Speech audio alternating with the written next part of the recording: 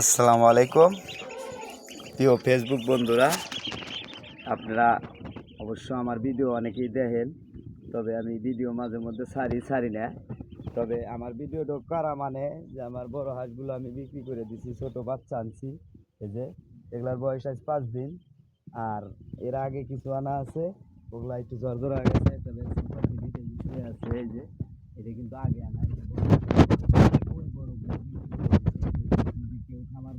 চান তবে বুঝে করবেন, না বুঝে করলে আমার মতো ক্ষতিগ্রস্ত কিন্তু হবেন। আমি কিন্তু এর আগে অনেক কয়বার হাঁস আনছি, ভিডিও দিছি, আমার হাঁসে অ্যাক্সিডেন্ট হয়েছে, এগুলাও কিন্তু আপনারা দেখছেন।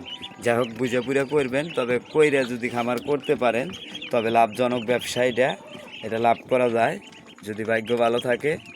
আর জ্বালানির সংকট এটা আমি জানি, তে বিদ্যুৎ লাইনম্যান, আপনি যদি আমার ভিডিও দেখেন তবে সন্ধ্যার পরে ভিডিওটা কারেন্টটা টান দেন।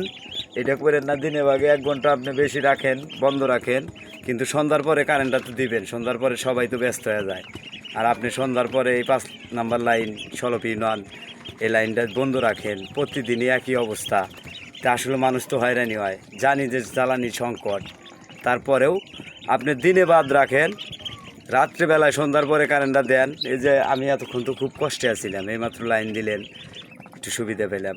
ভালো থাকবেন, ধন্যবাদ।